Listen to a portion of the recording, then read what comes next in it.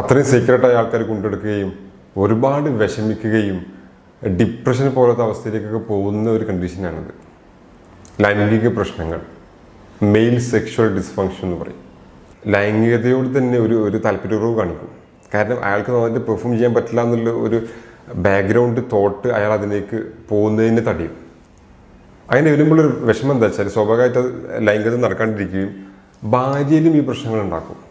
Premature ജാക്കുലേഷൻ ഹസ്ബൻഡിനുണ്ട് എന്നതിനേക്കാളും പ്രശ്നം ഇത് wife satisfied ആകുന്നില്ല എന്നുള്ളതാണ്. അവർക്ക് ഓർഗാസിലേക്ക് എത്താൻ പറ്റുന്നില്ല എന്നുള്ളതാണ്. അപ്പോൾ എങ്ങനെയൊക്കെ ഓർഗാസിലേക്ക് എത്തിക്കാൻ പറ്റും എന്ന രീതികളൊക്കെ പ്രാക്ടീസ് ചെയ്താൽ ഇത് നല്ലൊരു ശതമാനം വരെ പരിഹരിക്കപ്പെടും എന്നുള്ളതാണ്. ഇപ്പോൾ ലൈംഗികതയെ പറ്റുന്ന ഇഞ്ചുറീസ്, നമ്മളെ ബാക്ക് പെയിൻ, നട്ടലിന് പറ്റുന്ന ഇഞ്ചുറികളൊക്കെ പിന്നെ പ്രീമച്ചർ ജാക്കുലേഷൻ അതല്ലെങ്കിൽ ഇറക്ടൽ ഡിസ്ഫങ്ഷനിലേക്കൊക്കെ നയിച്ചേക്കാം. ഓക്കെ, അപ്പോൾ അതൊക്കെ ഉണ്ടെങ്കിൽ ആ രീതിയിൽ ട്രീറ്റ്മെൻറ്റ് എടുക്കുക, എന്നിട്ട് അത് കറക്റ്റ് ചെയ്യുക. ഇത്രയൊക്കെയാണ് വളരെ കോമൺ ആയിട്ട് കാണുന്ന പുരുഷന്മാരിലെ പ്രശ്നങ്ങൾ. ഇപ്പം പുരുഷന്മാരിൽ ഏകദേശം 50% ആൾക്കാരും ഫേസ് ചെയ്യുന്ന മർമ്മപ്രധാന കാര്യം പറയാനാണ് ഞാൻ വന്നിട്ടുള്ളത്. ഞാൻ doctor Fazil Muhammad, counselling psychologist ആണ്, chief homoeopathy consultant, Olive homoeopathy clinic, Keesheri, Malappuram ജില്ല.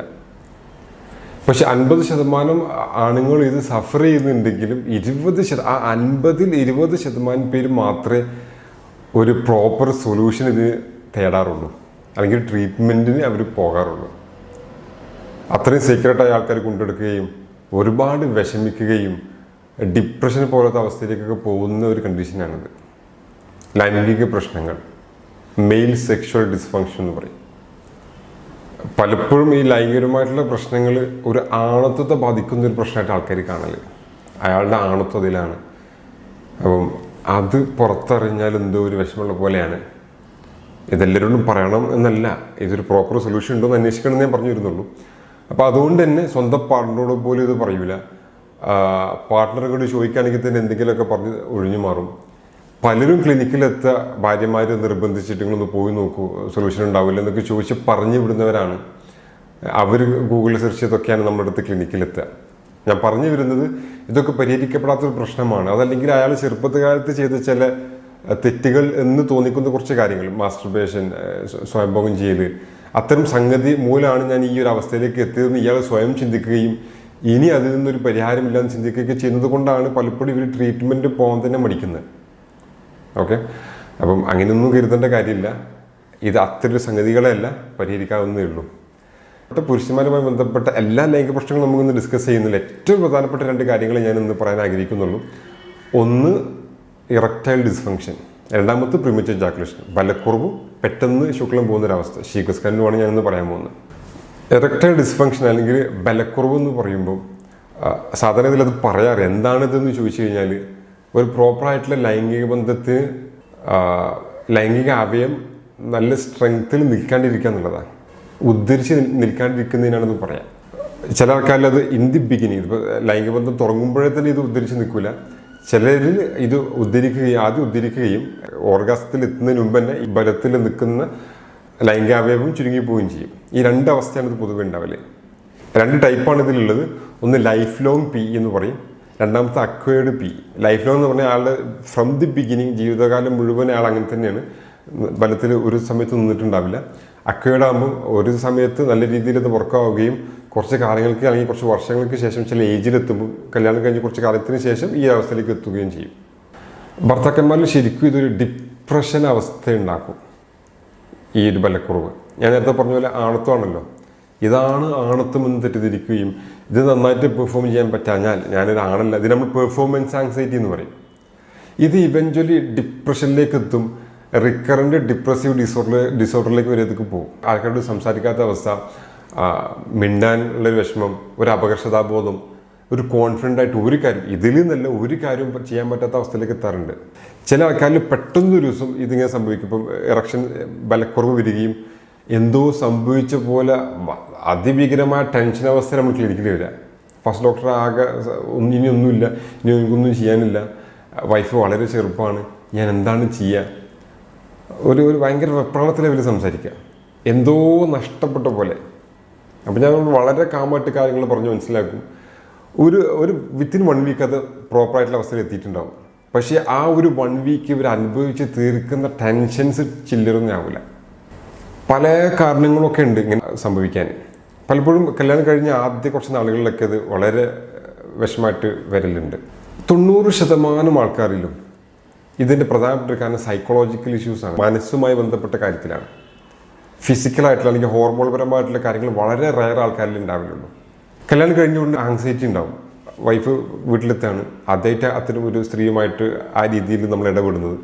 സ്വാഭാവികമായിട്ടും നമ്മൾ എക്സൈറ്റ്മെൻറ്റ് ഉണ്ടാവും, അതിൻ്റെ കൂടെ ഒരു ഉത്കണ്ഠ ഉണ്ടാവും. എന്താവും, എനിക്ക് നന്നായിട്ട് പെർഫോം ചെയ്യാൻ പറ്റില്ലേ, അത് ഇവഞ്ച്വലി പെർഫോമൻസ് ആങ്സൈറ്റിയിലേക്ക് നീങ്ങും. എനിക്ക് നന്നായിട്ട് പെർഫോം ചെയ്യാൻ പറ്റില്ലേ, എന്തായിപ്പോവും. സ്വാഭാവികമായിട്ടും ആ ഒരു ടെൻഷനും ഈ ആങ്സൈറ്റിയും ഇറക്ടൽ ഡിസ്ഫങ്ഷനിലേക്ക് നയിക്കും.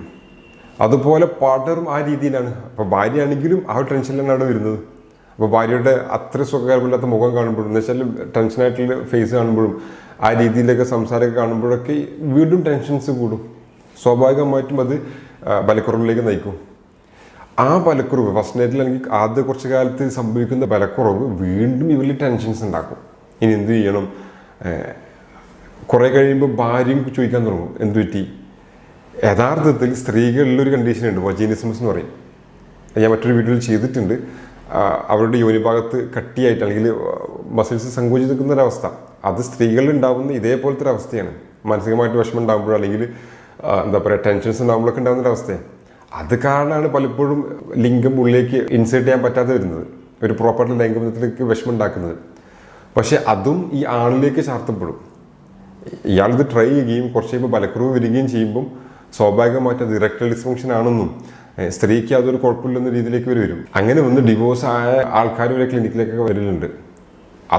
അതല്ല സംഗതി. ഇപ്പോൾ ഈ ആ ആങ്സൈറ്റിയോ അല്ലെങ്കിൽ സ്ത്രീകളിലുണ്ടാകുന്ന വജീനിസമസോ ആ സംഗതിക്ക് ഡീൽ ചെയ്ത് പ്രോപ്പറായിട്ട് മുമ്പോട്ട് പോകുകയാണെങ്കിൽ വളരെ നല്ല രീതിയിൽ അവർക്ക് ജീവിതം മുമ്പോട്ട് കൊണ്ടുപോകാൻ പറ്റുമായിരുന്നു എന്നാണ് ഞാൻ പറയുന്നത്. ചില ഹോർമോണിൻ്റെ അളവ് കുറവുകൾ, ടെസ്റ്റോസ്റ്ററോൺ പോലത്തെ ഹോർമോണിൻ്റെ അളവ് കുറവുകൾ, ചില ലൈഫ് സ്റ്റൈൽ ഹാബിറ്റുകൾ, സ്മോക്കിംഗ്, ആൽക്കഹോൾ, അതൊക്കെ ഈ ഒരു അവസ്ഥയിലേക്ക് നയിക്കലുണ്ട്. അതിനേക്കാളൊക്കെ മർമ്മപ്രധാനം ഞാൻ നേരത്തെ പറഞ്ഞ ആങ്സൈറ്റിയോ അല്ലെങ്കിൽ എക്സൈറ്റ്മെൻറ്റോ മായി ബന്ധപ്പെട്ട സംഗതികളാണ്. മറ്റു പല സൈക്കോളജിക്കൽ ഇഷ്യൂസും ഇതിലേക്ക് നയിക്കാറുണ്ട്. സൈക്കാട്രിക് ഡ്രഗ്സ് എടുക്കുന്നവരിൽ, ചില മാനസികപരമായിട്ടുള്ള മരുന്ന് കഴിക്കുന്നവരിലും ഈ ഒരു വിഷമങ്ങൾ ഉണ്ടാവലുണ്ട്. ചില ചെറിയ ചെറിയ രീതിയിലുള്ള ലൈഫ് സ്റ്റൈൽ മോഡിഫിക്കേഷൻസ് ഒക്കെ നല്ല മാറ്റങ്ങൾ ഇതിലുണ്ടാക്കും. പ്രോപ്പറായിട്ട് എക്സസൈസ് ചെയ്യുക. ഞാൻ ആദ്യം പറഞ്ഞു, കല്യാണം കഴിഞ്ഞ് ഉടനെ വരുന്ന ഇത്തരം പ്രശ്നങ്ങളെ നിങ്ങൾ തീർച്ചയായിട്ടും ഒരു കൗൺസിലിങ്ങിന് വിധേയനാവുകയും അല്ലെങ്കിൽ ഒരു സെക്സ് തെറാപ്പിസ്റ്റിനെ കണ്ടത് പ്രോപ്പറായിട്ടുള്ള ട്രീറ്റ്മെൻറ്റ് എടുക്കണം. അത് കഴിഞ്ഞ് കുറച്ച് ഏജ്ഡ് ആയിട്ടുള്ള ആളാണെങ്കിൽ അവർക്കൊക്കെ ഈ ഒരു കൺസൾട്ടേഷൻ്റെ കൂടെ ഡോക്ടറെ കാണിക്കുന്നതിന് കൂടെ നിങ്ങൾ ചെയ്യേണ്ട കാര്യമാണ്, മരുന്നിനപ്പുറം നിങ്ങൾ ചെയ്യേണ്ട കാര്യങ്ങളാണ്. റെഗുലറായിട്ട് എക്സസൈസ് ചെയ്യണം. ബ്ലഡ് അങ്ങോട്ട് റഷ് ചെയ്യുമ്പോഴാണ് നമ്മുടെ ലിംഗം ഉദ്ധരിച്ച് നിൽക്കുന്നത്. അത് സ്പോഞ്ച് പോലത്തെ ഒരു അവയവമാണ്. അതിലേക്ക് അറകളിലേക്ക് ബ്ലഡ് എത്തുമ്പോഴാണ് ഇത് പ്രോപ്പറായിട്ട് ഉദ്ധരിച്ച് നിൽക്കുക. അപ്പം ആ ഒരു സർക്കുലേഷൻ ഇൻക്രീസ് ചെയ്യാനായിട്ട് റെഗുലർലി എക്സസൈസ് ചെയ്യണം. റെഗുലർലി എക്സസൈസ് ചെയ്യാന്ന് പറയുമ്പം ആഴ്ചയിൽ 5 ദിവസമെങ്കിലും 45 മിനിറ്റ് നന്നായിട്ട് വിയർക്കുന്ന രീതിയിൽ എക്സസൈസ് ചെയ്യുന്നതാണ് നല്ലത്. 3 ലിറ്ററെങ്കിലും അല്ലെങ്കിൽ 8 മുതൽ 12 ഗ്ലാസ് വരെയെങ്കിലും വെള്ളം കുടിക്കാൻ ശീലമാക്കുക. റുമ്മമ്പഴം, അവഗാഡോ, ചില നട്ട്സുകൾ, ഓയിസ്റ്റർ പോലുള്ള ഫിഷ് സംഗതികളൊക്കെ ഫുഡിൽ ഉൾപ്പെടുത്തിയാൽ വളരെ നന്നാവും. സ്മോക്ക് ചെയ്യുന്ന ആളാണെങ്കിൽ സ്മോക്ക് ക്വിറ്റ് ചെയ്യുക. സ്മോക്കിങ് പതിയെ നിർത്തുക എന്നൊരു പ്രോസസ്സ് സ്മോക്കിങ്ങിലില്ല എന്നാണ് പറയാം. സ്മോക്കിംഗ് ക്വിറ്റ് ഒറ്റയടിക്ക് നിർത്തണം, അപ്പോഴേ അത് നിൽക്കുള്ളൂ. അപ്പോൾ സ്മോക്കിങ്ങും ഇതിന് വശമായിട്ട് വരാറുണ്ട്. ആൽക്കഹോൾ അമിതമായിട്ട് കഴിക്കുന്നവരിലും അത് പ്രശ്നങ്ങളുണ്ടാക്കും. കാരണം ഈ ആൽക്കഹോൾ അമിതമായിട്ട് ചെന്ന് കഴിഞ്ഞാൽ ഈ ടെസ്റ്റോസ്റ്ററോണിൻ്റെ അളവ് അത് കുറയ്ക്കും, ഈസ്ട്രോജൻ്റെ അളവ് അത് കൂട്ടുകയും ചെയ്യും. അപ്പോൾ സ്വാഭാവികമായിട്ടും ഈ വിഷമങ്ങൾ അത് ഉണ്ടാക്കും. ഈ ഇറക്ടൽ ഡിസ്ഫങ്ഷനിലെ ആൾക്കാർ പലപ്പോഴും ലൈംഗികതയോട് തന്നെ ഒരു താല്പര്യക്കുറവ് കാണിക്കും. കാരണം അയാൾക്ക് നന്നായിട്ട് പെർഫോം ചെയ്യാൻ പറ്റില്ല എന്നുള്ള ഒരു ബാക്ക്ഗ്രൗണ്ട് തോട്ട് അയാൾ അതിലേക്ക് പോകുന്നതിന് തടയും. അങ്ങനെ വരുമ്പോഴൊരു വിഷമം എന്താ വെച്ചാൽ സ്വാഭാവികമായിട്ട് ലൈംഗികത നടക്കാണ്ടിരിക്കുകയും ഭാര്യയിലും ഈ പ്രശ്നങ്ങൾ ഉണ്ടാക്കും. ഭാര്യയ്ക്കും കുറച്ച് കഴിഞ്ഞാൽ ലൈംഗിക വിരക്തി വരും. കാരണം അത്തരം ഒരു സംഗതി ഇയാളുടെ നിന്ന് കിട്ടുന്നില്ല. അതുകൊണ്ട് തന്നെ ഭാര്യയിലും ലൈംഗിക വിരക്തി ഉണ്ടാവും.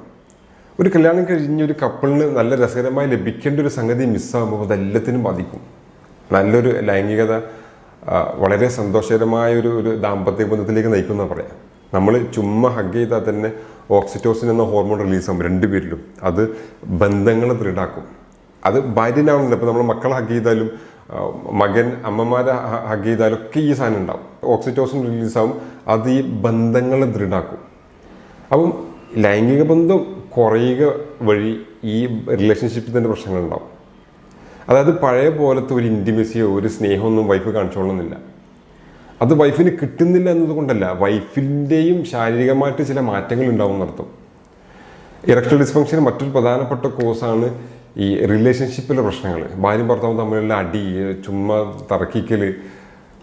മൈൻഡ് വളരെ ഇമ്പോർട്ടൻ്റ് ആണ്. നല്ല പീസ്ഫുൾ ആയിട്ടുള്ള മൈൻഡ് വളരെ ഇമ്പോർട്ടൻ്റ് ആണ് ലൈംഗികതയ്ക്ക്. ഓട്ടോണോമസ് നെർവുകളാണ് ഇതിനെ കൺട്രോൾ ചെയ്യുന്നത്. നമുക്ക് നമ്മളെ കൈയും കാലം ഹാൻഡിൽ ചെയ്യുന്ന പോലെ ലൈംഗിക അവയവത്തെ നമുക്ക് ഹാൻഡിൽ ചെയ്യാൻ കഴിയില്ല.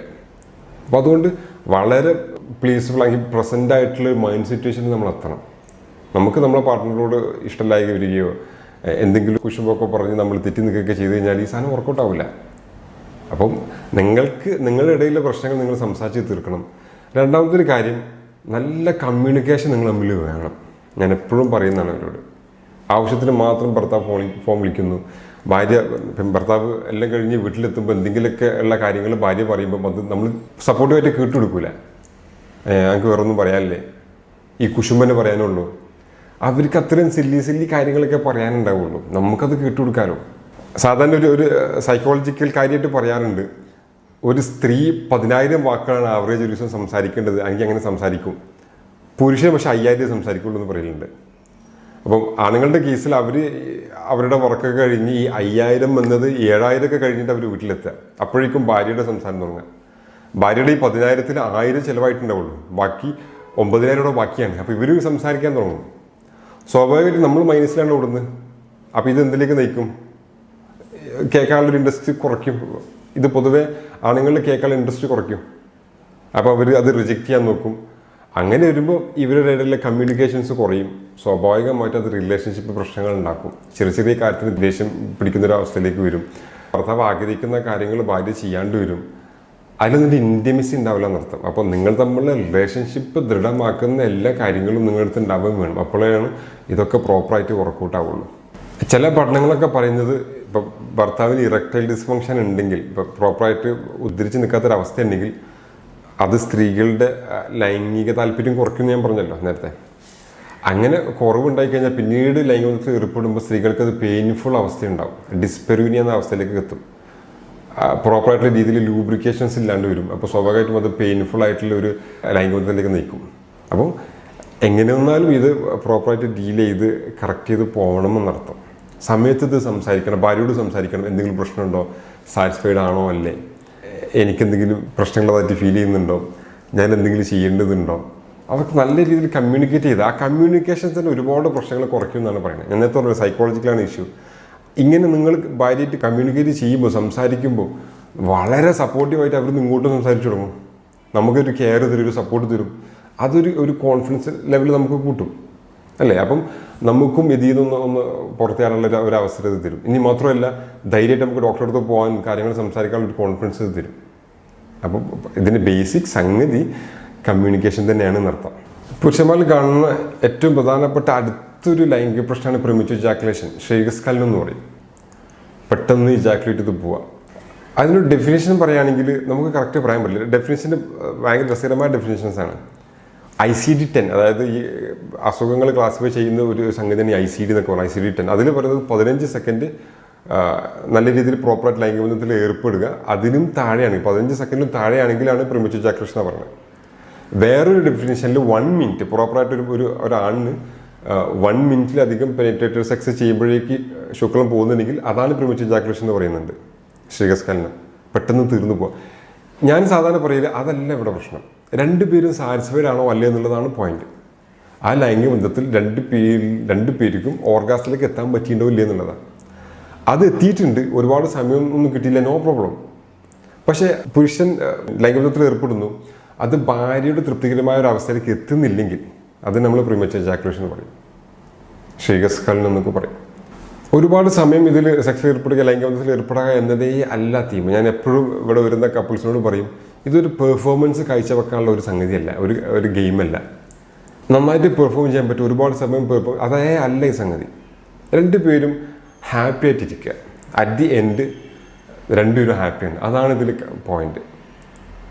ഈ ഹാപ്പി ആവാൻ വേണ്ട ഒരു ഘടകമാണ് ഓർഗാസം. അത് സ്ത്രീക്കും കിട്ടണം, പുരുഷനും കിട്ടണം. പുരുഷന് ഇജാക്കുലേറ്റ് ചെയ്യുമ്പോഴുള്ള ഫീലിങ്സ് ആണ്. സ്ത്രീക്ക് അതിന് പ്രത്യേകിച്ച് ഫീലിങ്സ് ഒന്നുമില്ല. പക്ഷെ അവരോട് ചോദിക്കണം, ഓർഗാസത്തിലേക്ക് എത്താൻ പറ്റിയില്ലേ, അത് അവരോട് ചോദിക്കണം. ആരും പലപ്പോഴും പലപ്പോഴും ഇവിടെ വരുന്ന എൻ്റെ ക്ലിനിക്കിൽ നിന്ന് ആരും ഇത് ചോദിക്കാറില്ല. അവർക്ക് അറിയില്ല അങ്ങനെ സംഗതി ഉണ്ടോ, ചോദിച്ചാലല്ലേ അവർക്കത് പറയാൻ പറ്റുള്ളൂ. അങ്ങനെ കിട്ടിയിട്ടില്ലെങ്കിൽ എന്തൊക്കെ ചെയ്യാൻ പറ്റും, അതൊക്കെ ഒത്തിരി കാര്യങ്ങൾ പറയാനുണ്ട്. അതൊക്കെ ഇത്തരം ഒരു സോഷ്യൽ മീഡിയ നമുക്ക് പറയുന്നതിനൊരു പരിധി ഉണ്ടല്ലോ. ഈ പ്രീമച്വർ എജാക്കുലേഷനും അതിൻ്റെ കാരണമായിട്ട് വരുന്നത് ഞാൻ നേരത്തെ പറഞ്ഞ കാര്യങ്ങളൊക്കെ തന്നെയാണ്. റിലേഷൻഷിപ്പിലെ പ്രശ്നങ്ങൾ, ഭാര്യയും ഭർത്താവും തമ്മിലുള്ള വിഷമങ്ങൾ അതിലേക്ക് നയിക്കും. ആങ്സൈറ്റി അതിലേക്ക് വിഷമങ്ങൾ ഉണ്ടാക്കും. ആദ്യകാലത്തെ കല്യാണം കഴിഞ്ഞ കപ്പിൾസിലൊക്കെ, ന്യൂലി മാരീഡ് കപ്പിൾസിലൊക്കെ ഈ ആങ്സൈറ്റിയാണ് ഇപ്പോൾ മിക്കവാറും വിഷമങ്ങൾ ഉണ്ടാക്കൽ. പിന്നെ നമുക്ക് ഞാൻ നേരത്തെ കൊണ്ട് കൈയും കാലും ഹാൻഡിൽ ചെയ്യുന്ന പോലെ എത്ര സമയം അങ്ങനെയൊന്നും നമുക്കിതിൽ ഹാൻഡിൽ ചെയ്യാൻ കഴിയില്ല. ഓട്ടോണോമസ് നെർവുകളാണ്.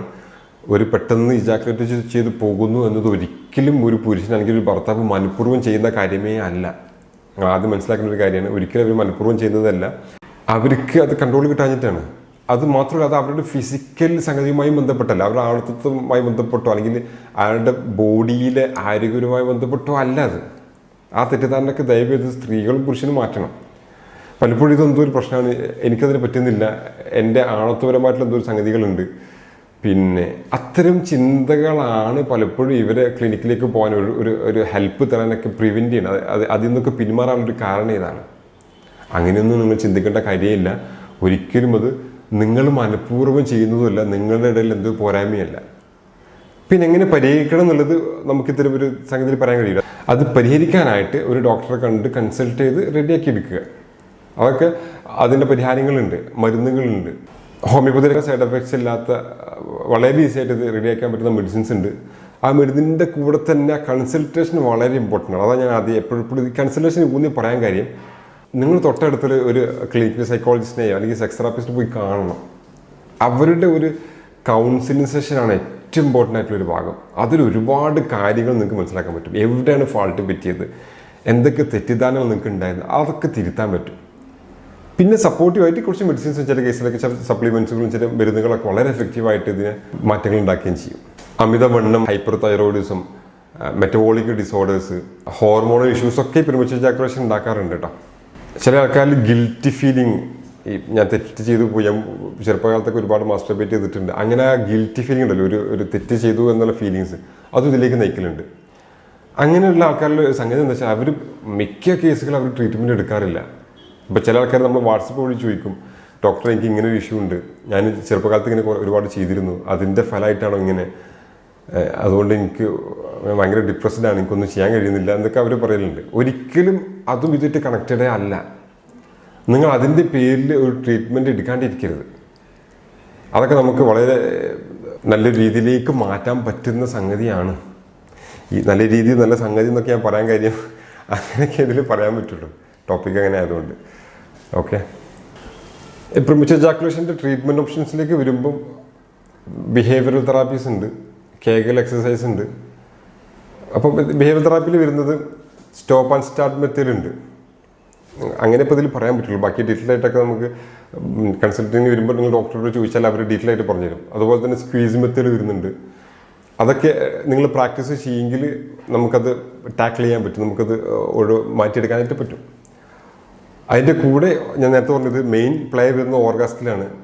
പ്രീമച്വർ എജാക്കുലേഷൻ ഹസ്ബൻഡിനുണ്ട് എന്നതിനേക്കാളും പ്രശ്നം ഇത് വൈഫ് സാറ്റിസ്ഫൈഡ് ആകുന്നില്ല എന്നുള്ളതാണ്, അവർക്ക് ഓർഗാസത്തിലേക്ക് എത്താൻ പറ്റുന്നില്ല എന്നുള്ളതാണ്. അപ്പോൾ എങ്ങനെയൊക്കെ ഓർഗാസത്തിലേക്ക് എത്തിക്കാൻ പറ്റും എന്ന രീതികളൊക്കെ പ്രാക്ടീസ് ചെയ്താൽ ഇത് നല്ലൊരു ശതമാനം വരെ പരിഹരിക്കപ്പെടും എന്നുള്ളതാണ്. പെൽവിക് ഫോർ മസിൽസ് എക്സസൈസൊക്കെ ഒരുപാട് ഈ മാറ്റങ്ങൾ ഉണ്ടാക്കാൻ ഹെൽപ്പ് ചെയ്യും. കീഗൽ എക്സസൈസ് എന്ന് പറഞ്ഞാൽ നമ്മൾ മൂത്രം ഒഴിക്കുമ്പോൾ പിടിക്കുന്ന ഒരു മസിൽ, മൂത്രം ഒഴിക്കുമ്പോൾ നമ്മൾ പിടിക്കൂലേ, മൂത്രം ഹോൾഡ് ചെയ്യൂലേ, അപ്പോൾ കുറച്ച് മസിൽസ് അവിടെ വർക്ക് ചെയ്യുന്നുണ്ട്. ആ മസിൽസ് ടൈറ്റായി തന്നെ ഒരു 3-4 സെക്കൻഡ് ഹോൾഡ് ചെയ്യുക എന്ന് റിലീസ് ചെയ്യുക. അങ്ങനെ 10-20 തവണ 2 നേരത്തായിട്ട് നിങ്ങൾ ചെയ്യുമെങ്കിൽ ആ പെൽവിക് ഫ്ലോർ കുറച്ചുകൂടി സ്ട്രെങ്തൻ വെക്കും. അതും ഈ ഒരു അവസ്ഥ മാറ്റിയെടുക്കാൻ ഹെൽപ്പ് ചെയ്യും. അത് ഇറക്ടൈൽ ഡിസ്ഫങ്ഷനിലും നല്ലതാണ്, പ്രീമച്വർ എജാക്കുലേഷനും ചെയ്യുന്നത് നല്ലതാണ്. ഇറക്ടൈൽ ഡിസ്ഫങ്ഷൻ പിന്നെ ബലക്കുറവിൽ പറഞ്ഞ പോലെ തന്നെ എക്സസൈസ് വളരെ ഇമ്പോർട്ടൻ്റ് ആണ്. ഞാൻ നേരത്തെ പറഞ്ഞ ഫുഡുകളും ഇതിലും ഇമ്പോർട്ടൻ്റ് ആണ്. ഓക്കെ, പിന്നെ വളരെ കാമായിട്ടിരിക്കുക, റിലാക്സ്ഡ് ആയിട്ടിരിക്കുക, റിലാക്സേഷൻ ടെക്നിക്കുകൾ പ്രാക്ടീസ് ചെയ്യാം, യോഗ പ്രാക്ടീസ് ചെയ്യാം. അതിൻ്റെയൊക്കെ കൂടെ ഇതുമായി ബന്ധപ്പെട്ട കൺസൾട്ടൻറ്റിനെ കാണുക, മെഡിസിൻസും കഴിക്കാം. മെഡിസിൻസ് സപ്പോർട്ടീവായിട്ടൊക്കെ ചെയ്ത് കഴിഞ്ഞാൽ ഇത് നല്ല എഫക്റ്റ് ഉണ്ടാക്കും. ലൈംഗികപരമായിട്ടുള്ള ഏത് പ്രശ്നത്തിലും ബേസിക്കായിട്ട് നിങ്ങൾ പാലിക്കേണ്ട ഒരു കാര്യം എന്താ വെച്ചാൽ പരസ്പരം കുറ്റപ്പെടുത്താണ്ടിരിക്കുക എന്നുള്ളതാണ്. ചില കേസിലൊക്കെ നമുക്ക് സങ്കടം, ക്ലിനിക്കിൽ വരുമ്പം ഭാര്യ പറയും, ഇയാളെ കൊണ്ട് പറ്റില്ല ഡോക്ടറെ, ഇയാളെ കൊണ്ട് അതിനാവൂല, അങ്ങനെയൊക്കെ കേൾക്കുമ്പം ആ ഹസ്ബൻഡിനാണ് ഫീലിംഗ് നമുക്ക് മനസ്സിലാവും. ചില ഭർത്താക്കന്മാർ ഇവിടെ ഇരുന്ന് കരഞ്ഞിട്ടൊക്കെ ഉണ്ട് ഇത് കേൾക്കുമ്പോൾ. ചിലതൊക്കെ നമുക്ക് പറഞ്ഞ് മനസ്സിലാക്കി കൊടുക്കാൻ പറ്റും, അതിനൊരു പരിധിയുണ്ട്. അപ്പം ഒരിക്കലും പരസ്പരം കുറ്റപ്പെടുത്താണ്ടിരിക്കുക. കുറ്റപ്പെടുത്തി കഴിഞ്ഞാൽ എല്ലാ അവസ്ഥയിലും അവരുടെ കോൺഫിഡൻസ് ഡൗൺ ആവില്ലേ. സ്വാഭാവികമായിട്ടും ഈ കോൺഫിഡൻസ് ലെവലും മെൻ്റൽ സ്ട്രെങ്ത്തുമാണ് ഇതിൽ മെയിൻ പാർട്ട്. അപ്പോൾ അത് പോയി കഴിഞ്ഞാൽ പിന്നെ റിക്കവർ ചെയ്യാൻ പണിയാണ്. മാത്രമല്ല അത്തരം കുറ്റപ്പെടുത്തലുകൾ മൊത്തത്തിൽ സെക്ഷൽ ഫങ്ഷൻസ് തന്നെ കുറയ്ക്കും, താല്പര്യം കുറയ്ക്കും. ഇറോസൽ എന്നൊരു സ്റ്റേജ് ഉണ്ട്. ഇപ്പോൾ താല്പര്യം ജനിപ്പിക്കുന്ന ആ ഒരു സ്റ്റേജിൽ ഡിസയറൊക്കെ ഉണ്ട്. ആ ഡിസയറിൻ്റെ തന്നെ ഭാഗത്തേക്ക് അവരെത്തൂല.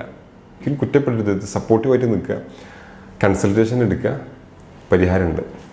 പുരുഷന്മാരിൽ തന്നെ ലൈംഗികപരമായിട്ടുള്ള പ്രശ്നങ്ങൾ വേറെയും ഒത്തിരി കേസസ് വരുന്നുണ്ട്.